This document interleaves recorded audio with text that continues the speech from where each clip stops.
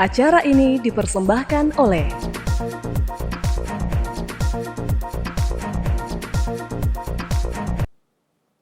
Halo pemirsa Nas TV, senang sekali saya Andrea Ririn Karina dapat kembali menjumpai Anda dalam Monas Daily. Dalam beberapa menit ke depan kami akan menyajikan berita-berita terpercaya hanya untuk Anda.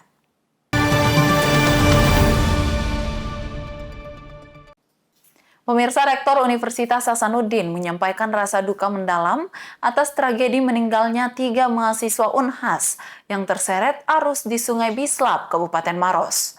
Rektor Unhas menegaskan pentingnya kewaspadaan dalam setiap kegiatan mahasiswa. 3 mahasiswa Universitas Hasanuddin Makassar meninggal dunia usai terseret arus Sungai Biseng Laboro atau Bislap di Kabupaten Maros, Sulawesi Selatan, Kamis 23 Januari 2025. Ketiganya yakni Jean Eklesia 19 tahun, Syaza 19 tahun, dan Reski Rahim 21 tahun. Sebelumnya mereka berjumlah 6 orang melakukan survei lokasi untuk kegiatan camping. Namun saat mereka mencoba menyeberangi Sungai Bislap, arus menjadi deras sehingga 3 mahasiswa terseret dan ditemukan meninggal dunia keesokan harinya. Rektor Universitas Hasanuddin Profesor Dr. Insinyur Jamaluddin Jompa MSc menyampaikan rasa duka cita mendalam atas insiden yang menimpa mahasiswa tersebut. Dalam pernyataannya, ia menyampaikan rasa kehilangan besar bagi keluarga besar Universitas Hasanuddin.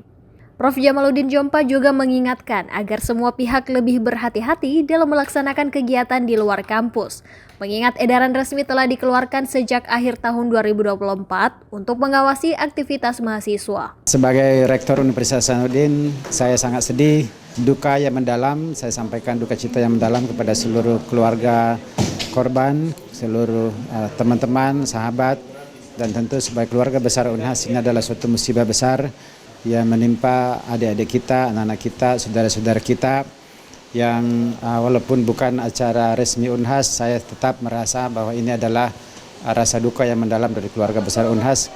Kami akan terus berkoordinasi dengan keluarga untuk bagaimana semaksimal kita bisa membantu sesuai dengan kebutuhan. Saya sangat berharap bahwa seluruh masyarakat dalam momen yang seperti ini, seluruh sivitas akademika UNHAS juga tolong sekali lagi kita harus lebih hati-hati lagi. Sebenarnya surat edaran rektor telah kita buat sejak awal akhir tahun 2024 ya, supaya seluruh aktivitas mahasiswa oleh pimpinan fakultas dan pimpinan departemen ini dipantau betul. Nah, karena ini di luar kegiatan resmi, maka kami mohon maaf tidak sempat memantau dan tidak sempat bisa mengarahkan lebih baik lagi. Prof. Jamaluddin Jompa menambahkan tragedi ini menjadi pengingat akan pentingnya keselamatan dalam setiap aktivitas, baik di lingkungan kampus maupun di luar. Pihak UNHAS berkomitmen untuk terus membantu keluarga korban dan memperkuat pengawasan agar kejadian serupa tidak terulang.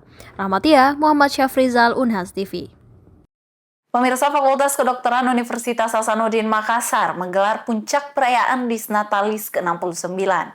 Selain Rektor Unhas, kegiatan ini dihadiri pula oleh penjabat Gubernur Sulawesi Selatan. Berikut liputannya untuk Anda. Puncak Dies Natalis ke-69 Fakultas Kedokteran Unhas berlangsung di pelataran Fakultas Kedokteran Kampus Unhas Tamalandrea Makassar, Sabtu 25 Januari 2025. Kegiatan ini dihadiri penjabat Gubernur Sulawesi Selatan, Profesor Dr. Insinyur Fajri Jufri MSI, didampingi Rektor Unhas, Profesor Dr. Insinyur Jamaluddin Jompa MSc. PJ Gubernur Sulsel pun mengajak sivitas akademika Fakultas Kedokteran Unhas untuk berkontribusi dalam penanggulangan stunting di Sulawesi Selatan. Dies Natalis tahun ini mengangkat tema membangun karakter cerdas dan santun yang terintegrasi. Berbagai kegiatan telah dilaksanakan sejak 6 Januari 2025, meliputi simposium ilmiah, kegiatan olahraga, hingga kompetisi seni yang melibatkan seluruh sivitas akademika Fakultas Kedokteran Unhas. Sementara itu, Rektor Unhas, Profesor Dr. Insinyur Jamaluddin Jompa MSc, menyebut jika Fakultas Kedokteran Unhas telah berkontribusi besar dalam pencapaian prestasi universitas secara keseluruhan.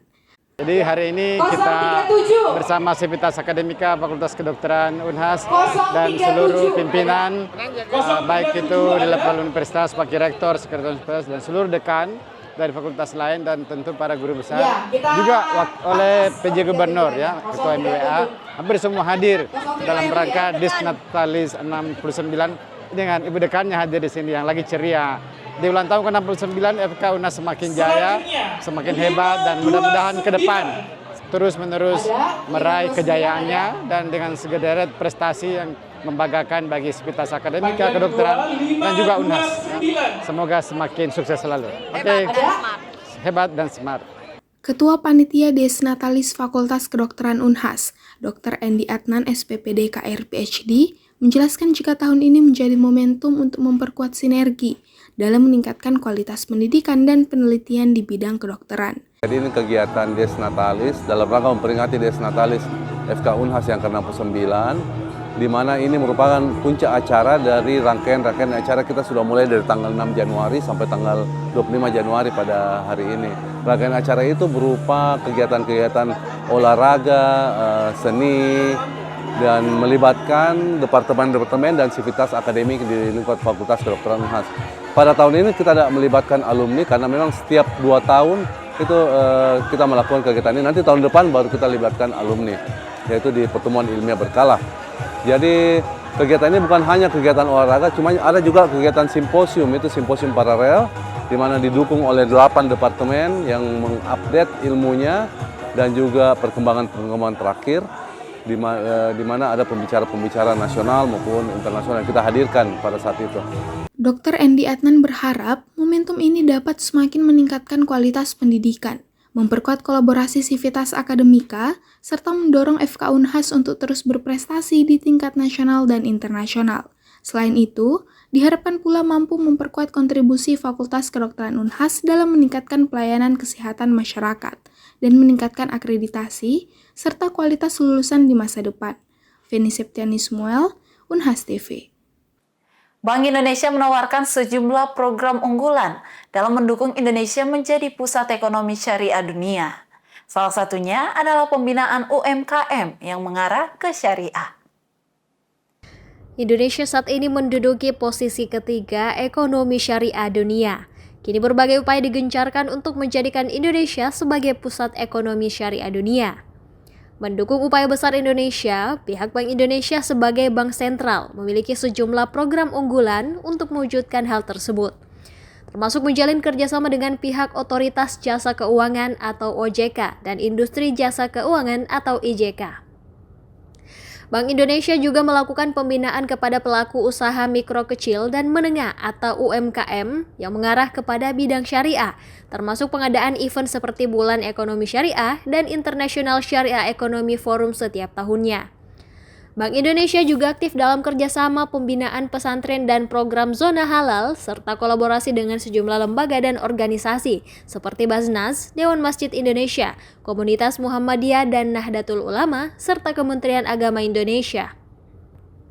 Kepala Deputi Kantor Perwakilan Bank Indonesia Sulawesi Selatan, Ricky Satria, menyebut jika kerjasama yang dilakukan serta pelaksanaan program yang ditawarkan Bank Indonesia mengalami peningkatan dan memberikan dampak ke masyarakat. Ini dikatakan Ricky Satria saat menghadiri peresmian studio baru UNHAS TV. Ia pun menegaskan jika Bank Indonesia Kantor Perwakilan Sulawesi Selatan juga mendukung penggunaan transaksi digital, apalagi untuk penerimaan infak pada setiap masjid yang ada. Bank Indonesia berkepentingan untuk berkembangnya ekonomi syariah karena ini part dari ekosistem ekonomi keseluruhan. Ditambah lagi masyarakat populasi muslim kita itu kan mendominasi.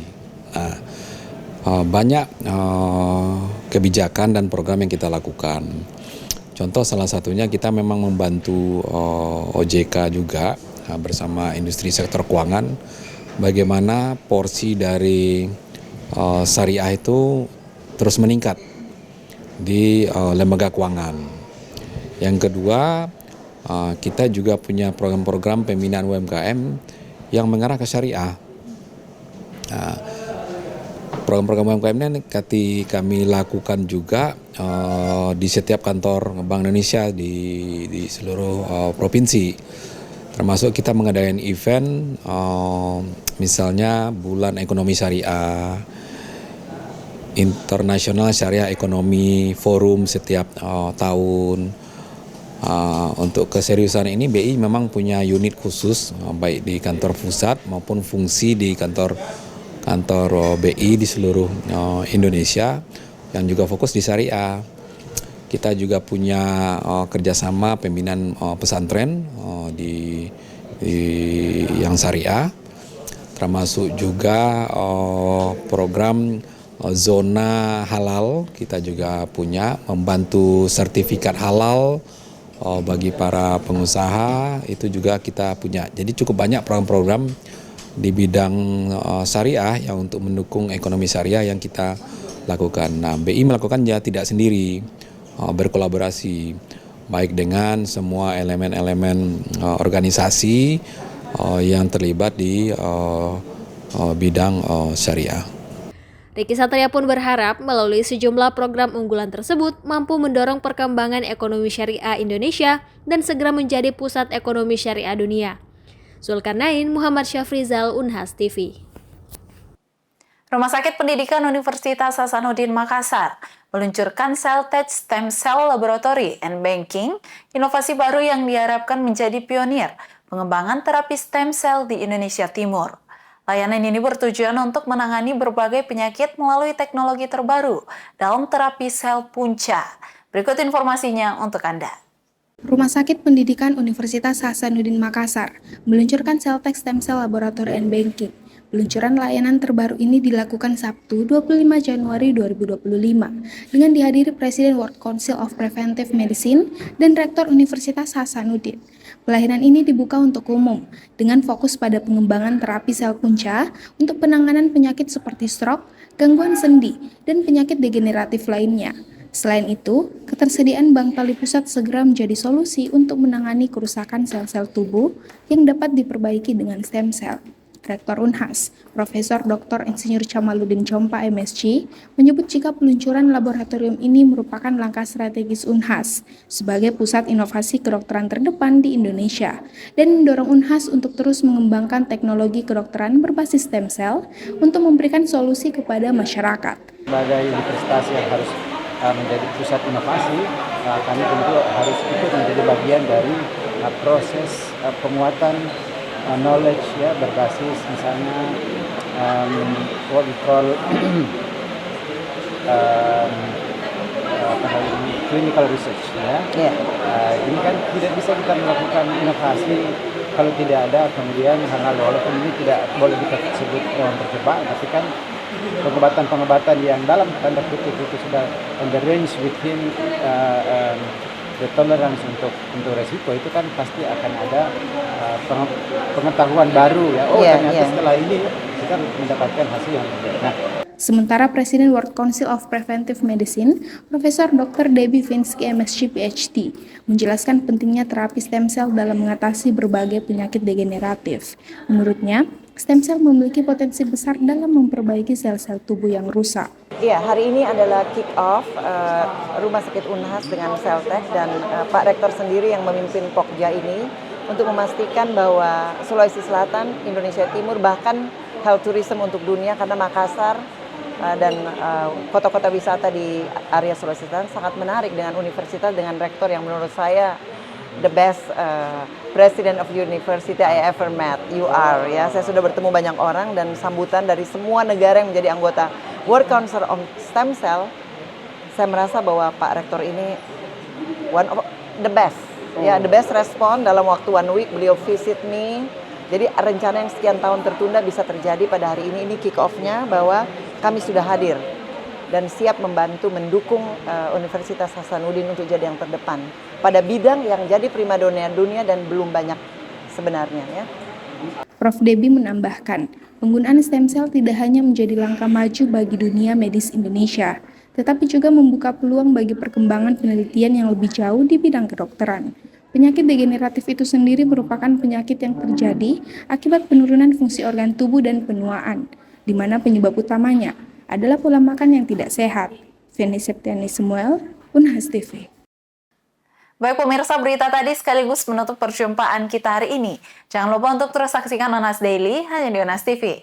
Saya Andrea Ririn Karina, mewakili kru yang bertugas. Pamit undur diri dan sampai jumpa.